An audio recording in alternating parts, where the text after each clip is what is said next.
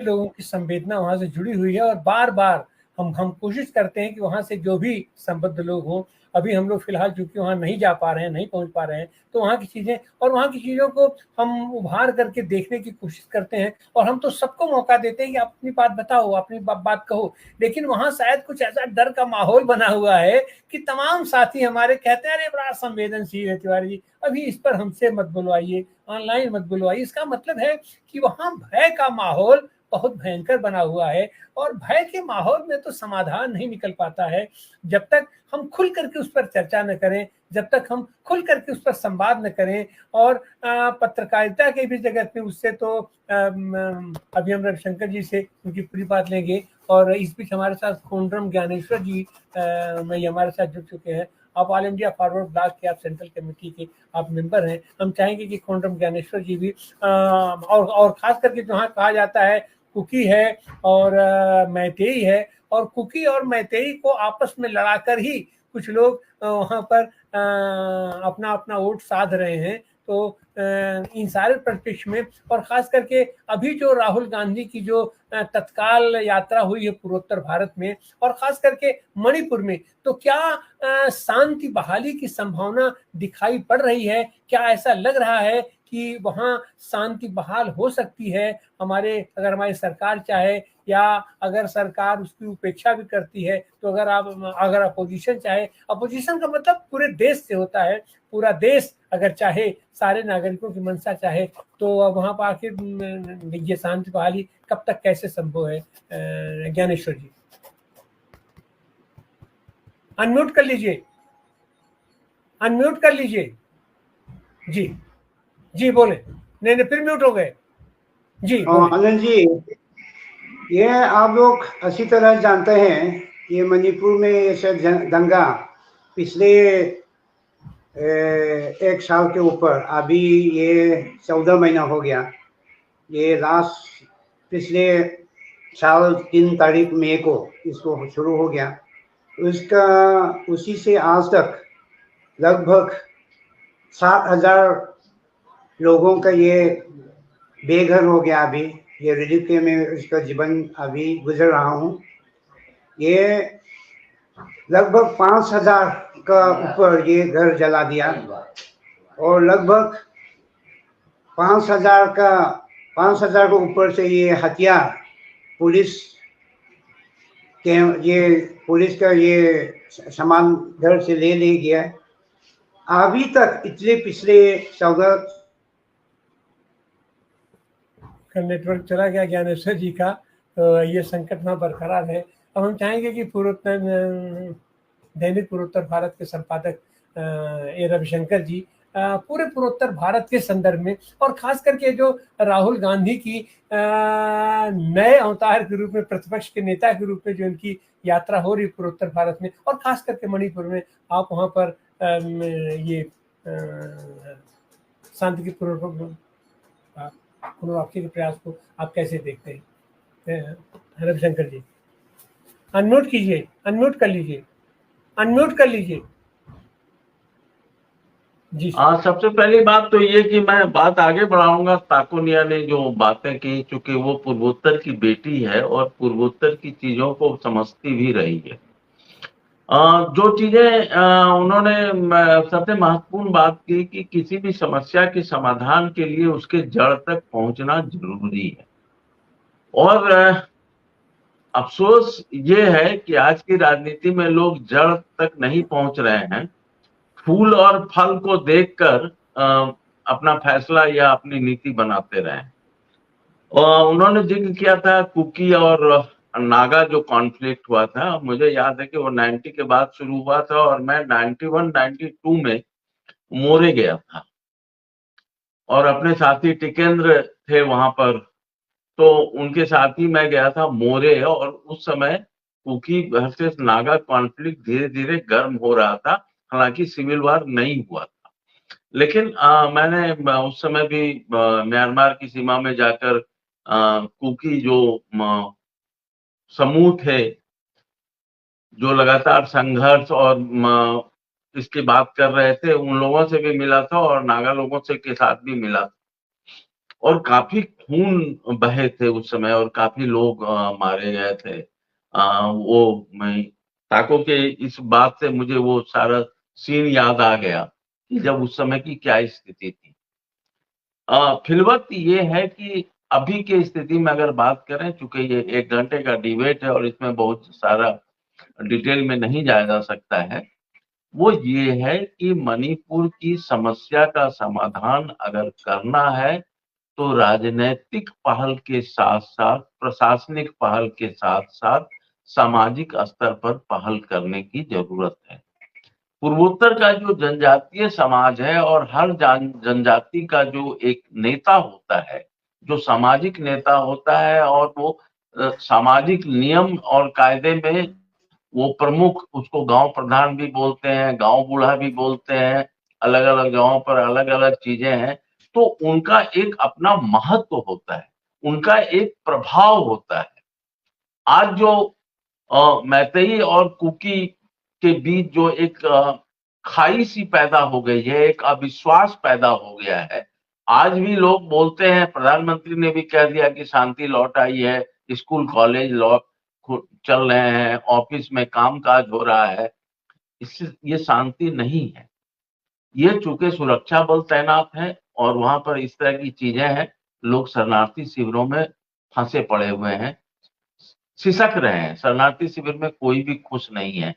ठीक है, उनको सुविधाएं मिल रही हैं, जो मिनिमम सुविधाएं हैं, लेकिन वह जनजाति जो खेतों में, पहाड़ों में, नदियों में घूमता फिरता रहता है, गीत गाता है, नृत्य करता है, अपनी मेहनत करता है, खेतों में काम करता है, वह शरणार्थी शिविर में पिछले 1 साल से बंदी की तरह जीवन बता रहा है, क्योंकि उन्हें ये भय है कि अगर हम इससे बाहर निकले तो हमारे ऊपर हमले हो सकते हैं। एक, चाहे वो आज के दिन की देखिए, सच्चाई यह है कि चाहे वो मैतेई समाज के लोग हों या कुकी समाज के लोग हों, स्थिति को सामान्य बनाना चाह रहे हैं, वो अपनी सामान्य जिंदगी को जीना चाह रहे हैं। वो जो बच्चे शिविरों में इधर से उधर उछल रहे हैं, उनको वो खेलने के लिए वो मैदान, वो पहाड़ियां नहीं मिल रही हैं। लोग, इस तरह का जीवन, कोई जीवन नहीं है, और उसी का रिएक्शन है कि अगर कुकी ने कांग्रेस को वोट दिया तो मैतेई ने भी कांग्रेस को वोट दिया, क्योंकि कोई भी खुश नहीं है इस स्थिति से। और चूंकि जैसा कि ताको ने एक बहुत ही इनडायरेक्टली बहुत बड़ी बात कह दी कि यह जो घटना हुई है इसके लिए राजनीतिक कारण है, और अगर राजनीतिक पहल होती, अगर राजनीति के तहत इसका समाधान तलाशा जाता तो इतनी बड़ी घटना नहीं होती, क्योंकि वहां खुद मुख्यमंत्री एक पार्टी बन गए। और जब मुख्यमंत्री एक पर्टिकुलर कम्युनिटी के पक्ष में एक्शन लेने लगते हैं तो स्वाभाविक है कि जो दूसरे कम्युनिटी में संदेह हो जाता है। मुझे ये कहने में कोई दिक्कत नहीं है कि बीरेन सिंह एक पार्टी बन गए, और बाद में, और यही वजह है कि जो भारतीय जनता पार्टी के जो कुकी विधायक हैं, वो लगातार दिल्ली को ये संदेश देते रहे कि हम इनको चीफ मिनिस्टर नहीं मानेंगे, आप चीफ मिनिस्टर बदलिए। एक ही दल के कुकी और मैतेई विधायक एक साथ बैठने को तैयार नहीं है। ये भारतीय जनता पार्टी की जिम्मेदारी थी, केंद्र सरकार की जिम्मेदारी थी कि कम से कम अपने पार्टी के विधायकों को तो एकजुट करो। इच्छा शक्ति का सवाल था, और उसका परिणाम पूर्वोत्तर के लोगों की बहुत ज्यादा महत्वाकांक्षाएं नहीं है। उनकी छोटी छोटी जरूरत है और उनको मान और सम्मान चाहिए। बहुत लंबी चौड़ी इनकी मांगे नहीं है। यहाँ के लोग अपने गांव मोहल्ले में, गांव में जो भी मिनिमम सुविधाएं हैं उसमें जीकर भी वो खुश रहते हैं। इसलिए अगर आप चाहते हैं कि मणिपुर की स्थिति सामान्य हो तो सामाजिक स्तर पर भी आपको पहल करने की जरूरत है। संवाद को स्थापित कीजिए। आप लगातार मिलिए जुलिए लोगों से, कुकी समुदाय के भी लोगों से मिलिए, मैतेई समुदाय के भी लोगों से मिलिए, और महिला संगठन जो है पूर्वोत्तर के जनजातीय समाज में, उसकी अपनी एक ताकत है, उसकी अपनी एक पहचान है। कोई भी मां नहीं चाहेगी कि कोई दूसरे माँ का बेटा मारा जाए। ये जो इमोशनल लेवल पर, भावनात्मक लेवल पर, राजनीति छोड़िए, अगर आप समस्या का समाधान, ठीक है, हिंसा जब है तो वहां पर सुरक्षा बलों की जरूरत है, सेना और दूसरे जो सुरक्षा बल है उनको तैनात करना पड़ता है, क्योंकि लॉ एंड ऑर्डर को कंट्रोल करना है। लेकिन सुरक्षा बल का काम सिर्फ इतना ही है कि हिंसा पर नियंत्रण पाए। ये जो विस्थापन की स्थिति है, मानसिक विस्थापन की स्थिति है, विश्वास का संकट है, इसको भरने के लिए संवाद की जरूरत है। और इसके लिए लगातार वैसे नेताओं को मणिपुर जाने की जरूरत है जिनसे लोगों को उम्मीद है, जिनसे लोगों को भरोसा है। राहुल गांधी आए, उन्होंने एक अच्छा काम ये किया कि उन्होंने कुकी समुदाय के भी लोगों से मुलाकात की और उसके बाद वो इम्फाल घाटी भी गए और मैतेई समाज के भी लोगों से उन्होंने मुलाकात की। सवाल यह है कि क्या हम चाहते हैं कि मणिपुर में शांति लौटे? ये जो इच्छा शक्ति है, राजनीतिक इच्छा शक्ति, अगर वह ये निर्णय ले ले कि हमें मणिपुर में शांत करना है, एक दिन में नहीं होगा, क्योंकि जो ट्राइब जो कॉन्फ्लिक्ट है, सिर्फ वही नहीं, असम में भी किसी समय कुकी और कार्बी कॉन्फ्लिक्ट हुआ, किसी समय कुकी और डिमासा कॉन्फ्लिक्ट हुआ, और कभी कभी तो डिमासा और कार्बी कॉन्फ्लिक्ट हुआ, बोडो और दूसरी जनजातियों का कॉन्फ्लिक्ट हुआ। लेकिन आज देखिए, चूंकि एक इच्छा शक्ति थी, बोडो समस्या का समाधान हो गया। आज वो टेंशन नहीं है असम में। इसी तरह से मणिपुर में भी, आप अरुणाचल में देखिए कितनी सारी जनजातियां रहती हैं, कहाँ उनके बीच कॉन्फ्लिक्ट होता है। कभी जब भी कुछ किसी बात पर कुछ हो जाता है तो तुरंत वो जो गांव बुढ़ा है, जो गांव प्रमुख है, वो आपस में मिलकर चीजों को वही रिजॉल्व कर देते हैं। बात थाने और कचहरी तक पहुंचती ही नहीं है।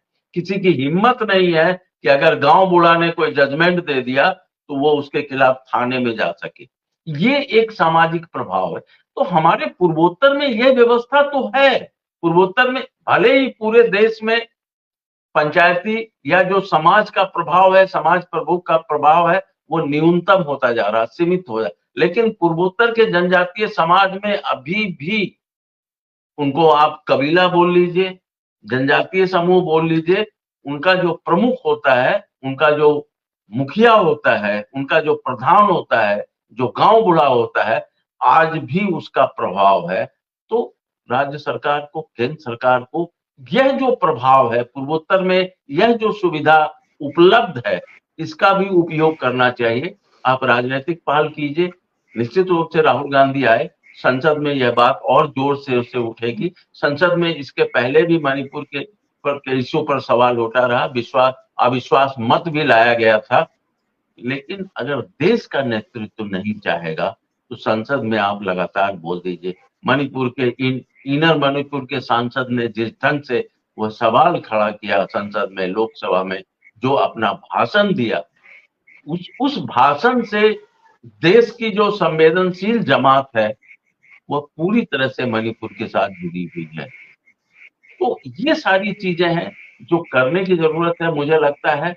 और कहीं ना कहीं बार बार हैमर, हथौड़ा चलाते रहना होगा कि आपको मणिपुर के इशू को आपको सॉल्व करना होगा। कई कारण है, वो जो